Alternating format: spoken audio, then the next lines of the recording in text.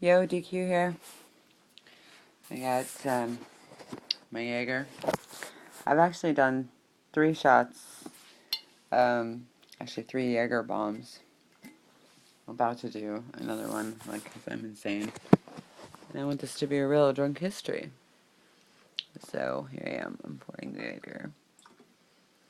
And yes, real Jaeger. And then I'm going to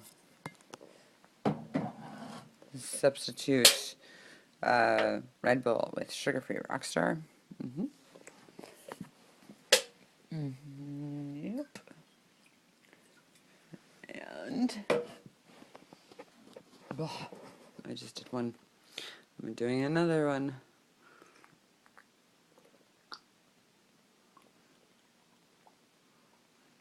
There it is.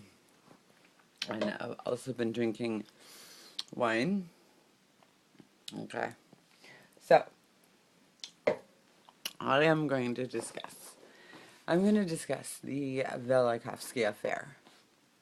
Velikovsky, a very well-renowned scientist and doctor, and nobody will talk about this.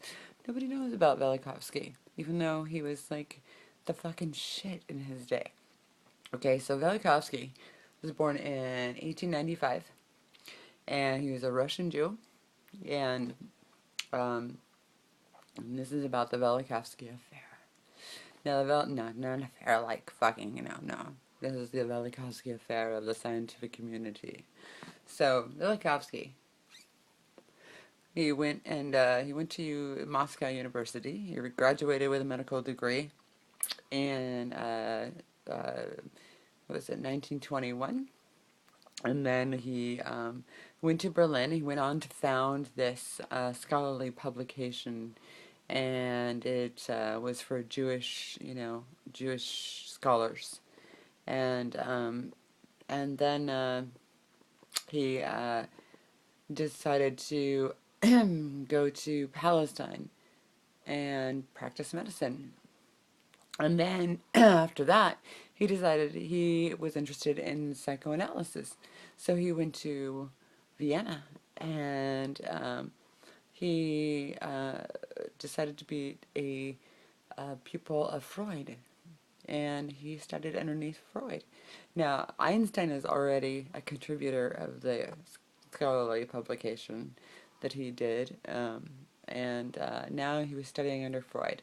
And now, the Velikovsky Affair is all about his views and all of the things that he decided that he wanted to write about in his books.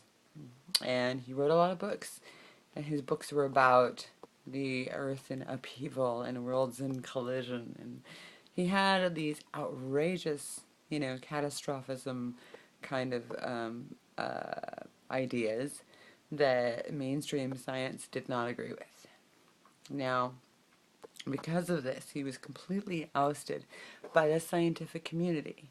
Like, nobody fucking believed him. Even Einstein, said, I don't believe him, but he should fucking have it. Like, he should be able to, like, at least express his point of view. And I agree with that. Like, even if you don't agree with them, you should let them fucking express their point of view. But he ended up being right about a lot of shit. However, what he wrote about in his books, like Worlds in Collision, and Earth in Upheaval, and all this stuff. I have a few of his books. um, was that he believed that Jupiter, at one time, like, completely, had a fucking, Jupiter-gasm, and decided to fucking, explode with a fucking planetoid or some shit. And, basically it ejected, a planet, like a comet or some shit, like a fucking planet. And, it was Venus. He had a baby. Jupiter had a baby. And it was Venus. And Venus got caught into the gravitational pull of the sun, and had like some near collisions with Earth. And when it happened, basically like when it happened, like things happened and that were recorded in history, like in the Bible, in the Talmud, in the Quran, in the fucking in every like history that you can think of that has been put down on paper. So what he did was he took religious texts and he translated them into like a, a context that was, like he actually like put it all together and tried to to help people understand his theory, with all of these put together. So, he was ousted by the scientific community. In fact, Macmillan, his publishers, they they wrote textbooks for kids.